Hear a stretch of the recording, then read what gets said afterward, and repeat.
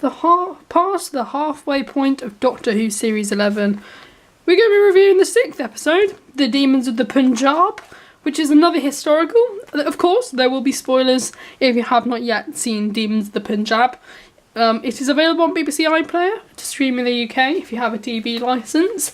And also available on whatever streaming service it is available on in the US. But yes, there will be spoilers from this point onwards. So, Demons of the Punjab. Is this a good episode or not? To start off with, I do think this is a good episode. It's definitely entertaining, and is by far the second best episode of the series, because Rosa is the best episode of all time. No, it's not the best episode. It does have flaws, I will admit that. But yeah, this is the second best episode of the season so far. And that's not just because it's a historical, and I just love historicals across the board. But it's actually very, very good. Well, it's not very, very good. It does have flaws again, which I'll get to in a minute. But first of all, let's talk about something that I'm so glad that they've actually done for once. Something that is amazing. Yasmin Khan, PC Yasmin Khan, actually does something. And she deserves an Oscar for it. BAFTA, rather. But anyway, so yes, Yasmin Khan. Best policewoman in Sheffield, I guess. I don't know any other policewomen in Sheffield, so I'm just going to say she is.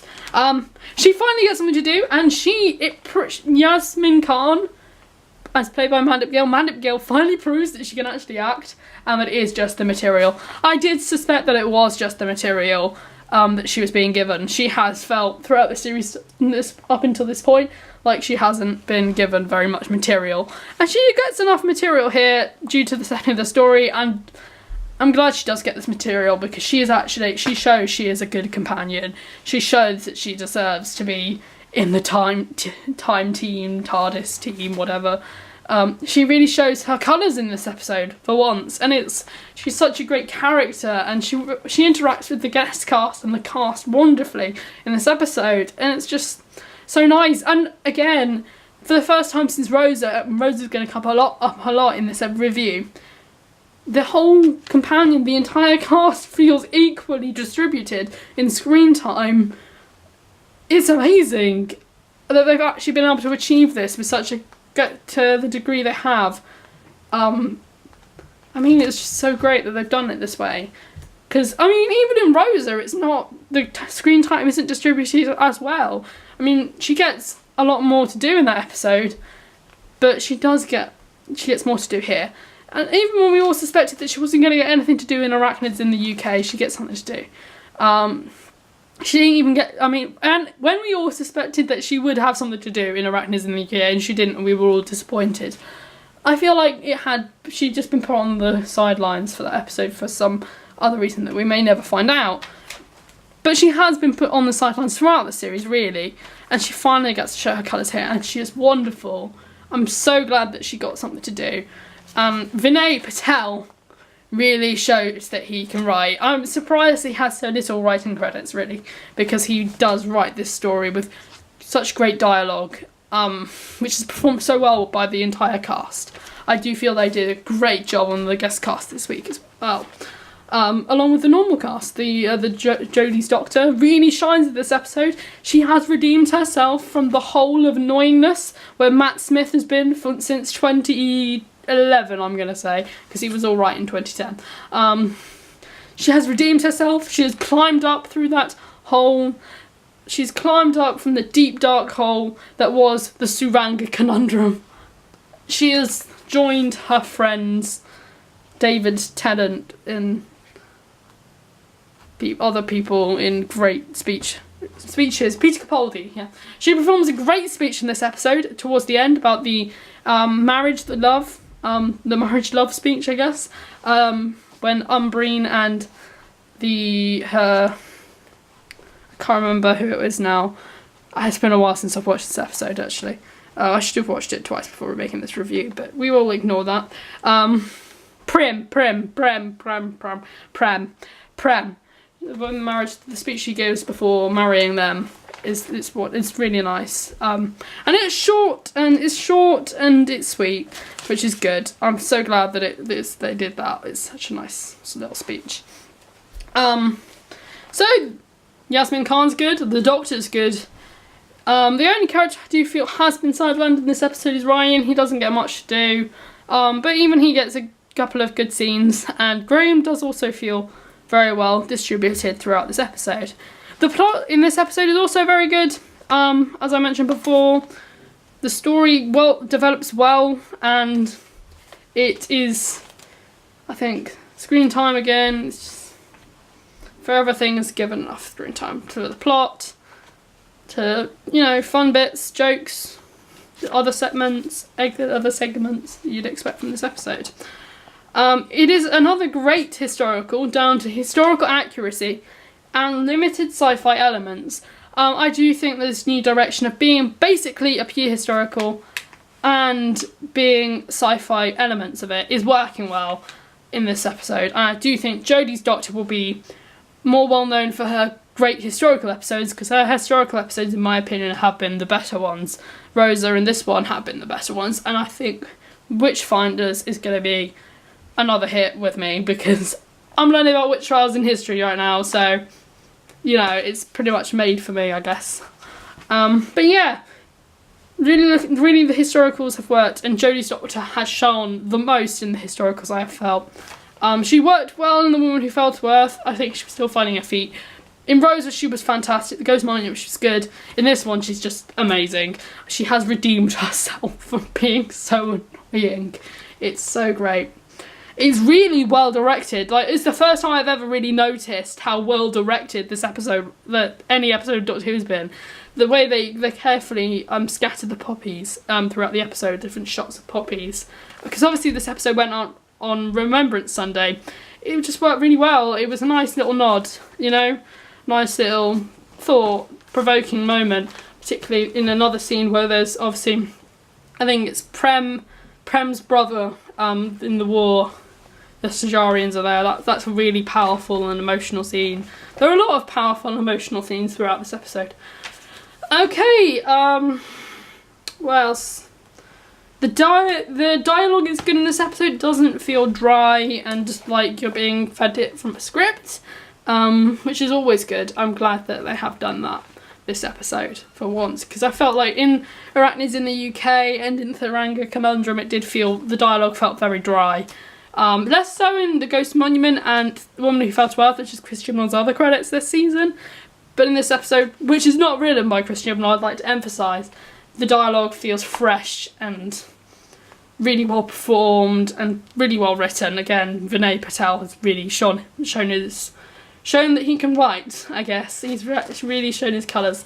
I'm so glad. I mean, like, get Vinay Patel to be showrunner. I mean, come on. Vinay Patel or Mallory Blackman, come on, please. Just one of these epic guest writers that you've had this entire season.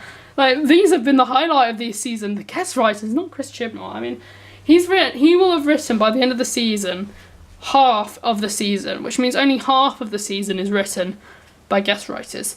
And I do believe Stephen Moffat and Russell T Davies did write about 5 episodes per season, but that was when there was a longer season. I mean, with Russell T Davies, he had 13 per season, so he could scatter more guest writers. And even then, I think they wrote less episodes than 5.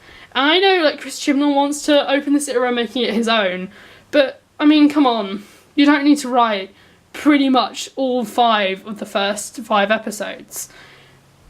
So, yeah, I mean, his first 2 episodes were good, and Arachnids in the UK is good, I guess. I mean, it's better than The Woman Who Fell to Earth, in my opinion, down to the scare factor, I believe, and the great CGI, the outstanding CGI. Really. I mean, Woman Who Fell to Earth and Arachnids in the UK are really on the same par, but it's done slightly better in VFX and the atmosphere of the whole episode, I do feel. So yeah, I do feel that Chris Chibnall should maybe take a step back in terms of writing next season. I'm not looking forward to the season finale, because I do feel that, although I am kind of, but now that I know that there are certain characters aren't gonna I was really looking forward to someone dying, but it doesn't look that way because they're all still in the New Year's Day special, which is there's going to be a New Year's Day special. We found out it's confirmed in that magazine at the back pages, which I got on Wednesday. I was waiting for it because I thought that cover would work better. Pardon me. I thought that cover would work better with the tone of this episode, as it's more Yaz-centric than Graham-centric, which I was going to put on from the cover from last month, which had Graham and the Doctor on from their Arachnids in the UK. So, yeah.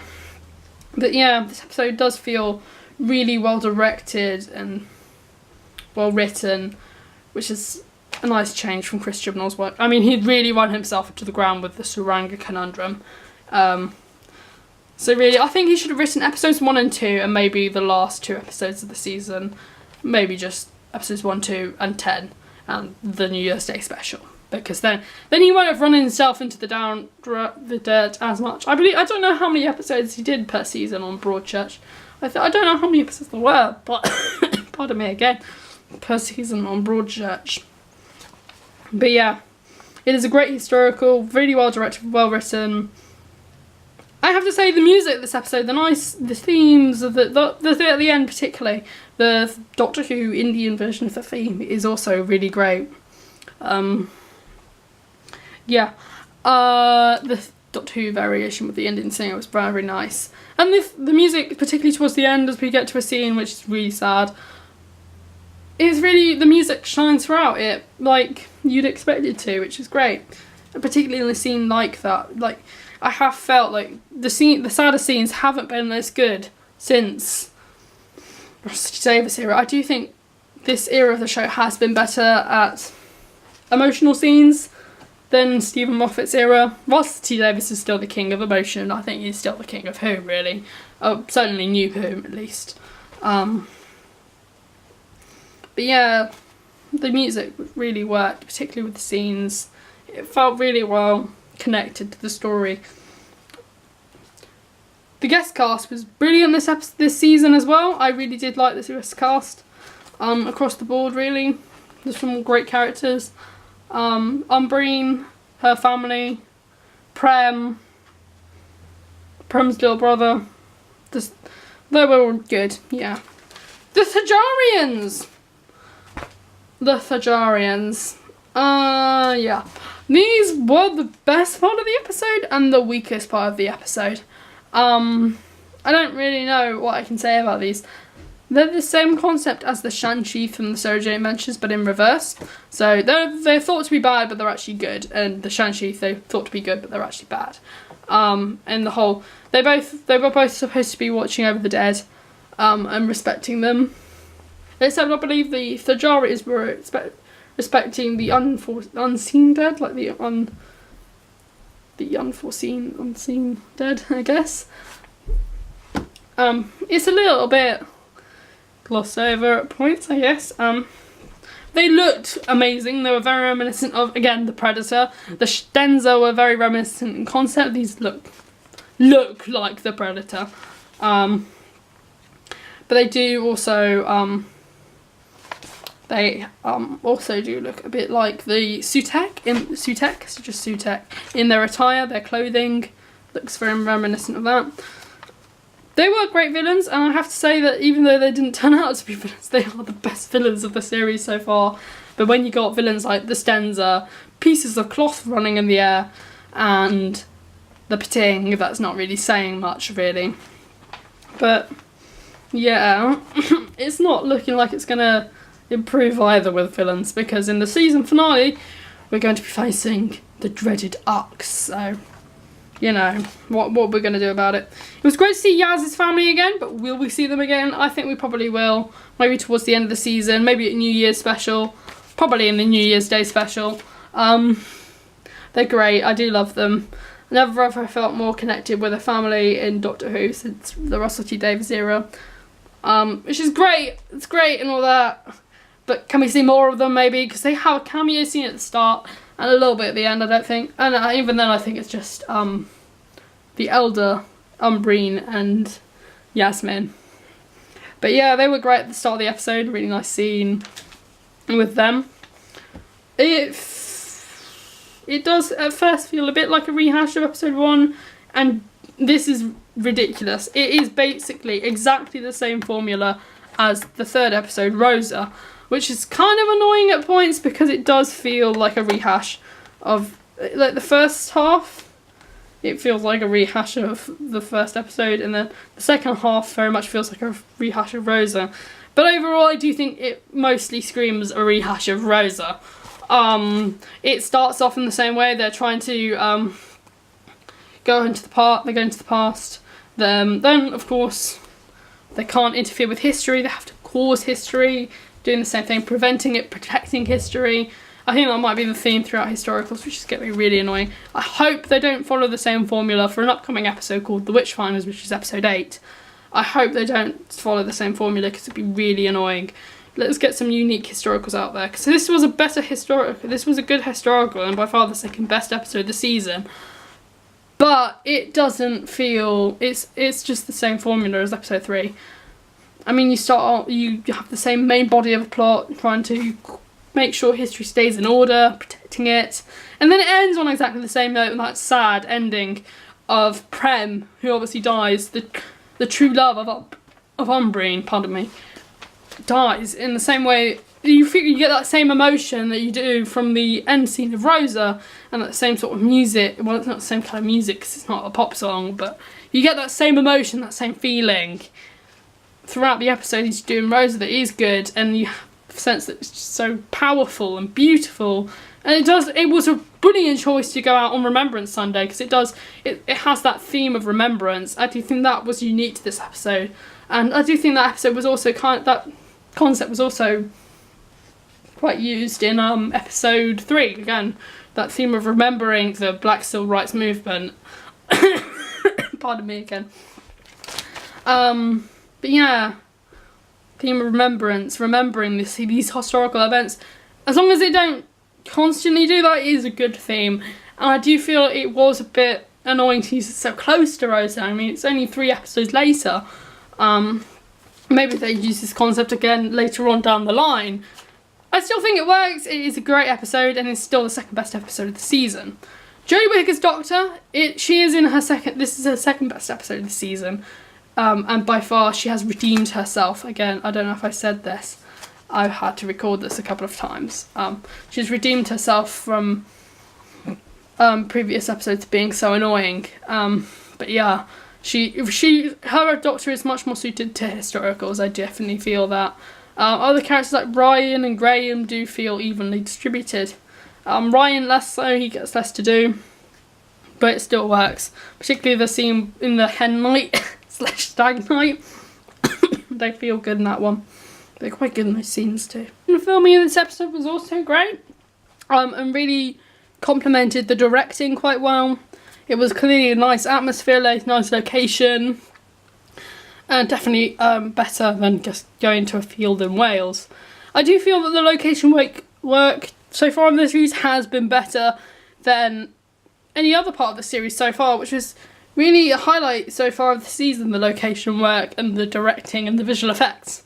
Which shine again at the end, particularly with the scenes with all the faces of the unrecognised dead, was also great. And the tragic ending, it's just so sad, so sad. There have been more emotional scenes this season than I think since Russell T Davis's season. Yeah, that's pretty much it for this entire episode. I think I've covered it all basically.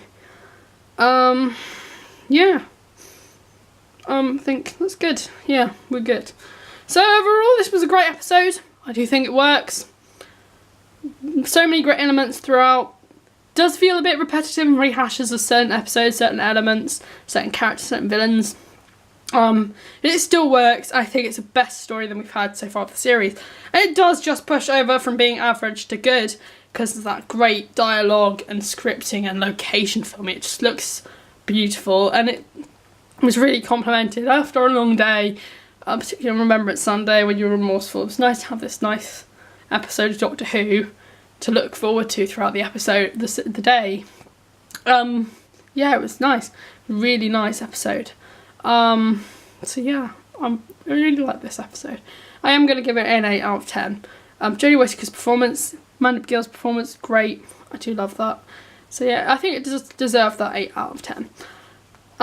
Just to give you an idea of the current ranking, in 6th place is the Suranga Conundrum. In 5th place is The Woman Who Fell to Earth. In 4th place is The Ghost Monument. In 3rd place we have Arachnids in the UK. And in the 2nd place we have Demons of the Punjab.